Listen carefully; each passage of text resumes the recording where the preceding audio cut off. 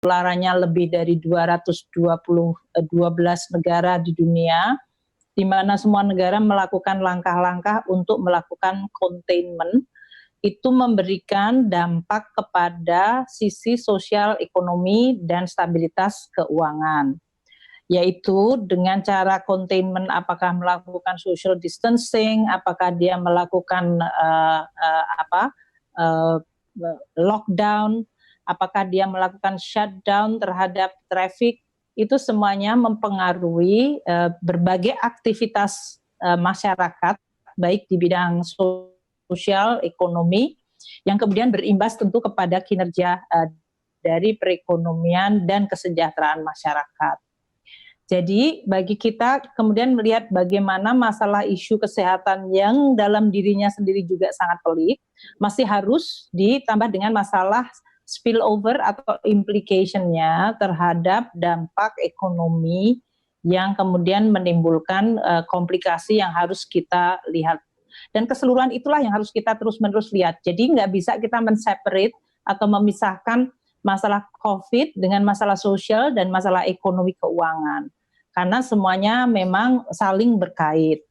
Kalau suatu masalah kesehatannya belum bisa dikonten, maka kondisi sosial ekonominya juga akan terpengaruh. Kalau kita terburu-buru cuman memasukkan masalah ekonominya sebagai prioritas, maka masalah kesehatannya juga akan menjadi implikasi. Nah, kerumitan ini dihadapi oleh semua negara. Bahkan RRT yang sempat disebut sebagai negara yang kemudian melakukan total lockdown secara sangat keras dan disiplin, sekarang pun juga menghadapi the probability of second wave dari munculnya COVID lagi.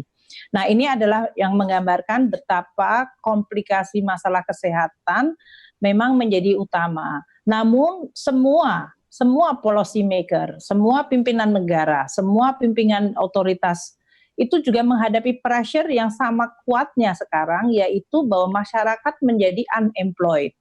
Mereka tidak ada aktivitas. Mereka kemudian harus di rumah saja.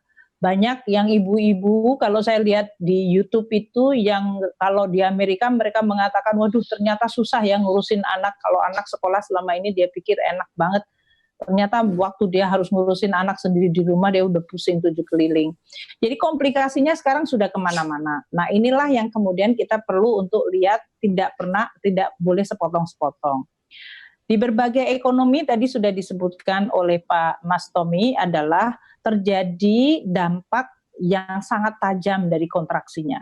Kenapa? Karena tadi untuk mengkonten atau mencegah masalah COVID, dilakukan berbagai langkah untuk menyebabkan kemudian aktivitas ekonomi itu berhenti atau mandek. Bahkan bisa disebut juga ada yang mati gitu.